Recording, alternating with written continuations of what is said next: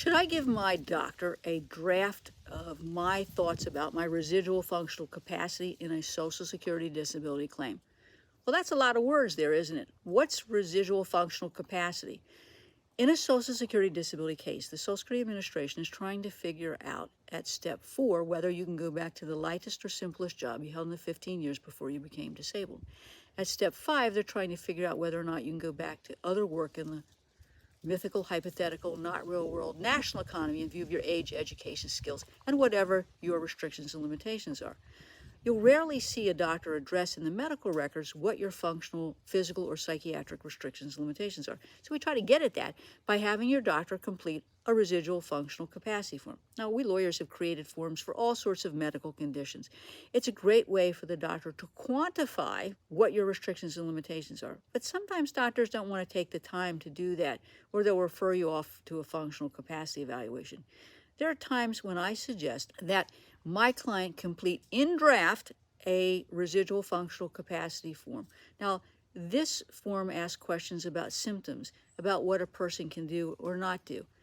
And I suggest to my client that they fill it out, let me take a look at it, and then we consider having my client meet with the doctor to discuss what they think about the symptoms and the restrictions and limitations. We're not trying to put words or thoughts in the doctor's mind. We're just trying to nudge them to be thinking about it and see if they'll be willing to take this kind of information and fill out a residual functional capacity form.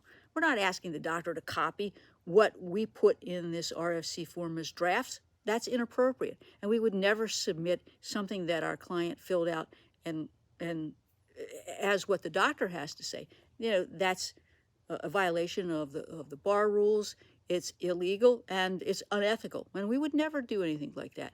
What we're trying to do is to help the doctor help the client by seeing whether or not, with this kind of information, it will slow the doctor's thought process down and say, maybe I am willing to complete these forms. I've gotten some input from my client. We've talked about it.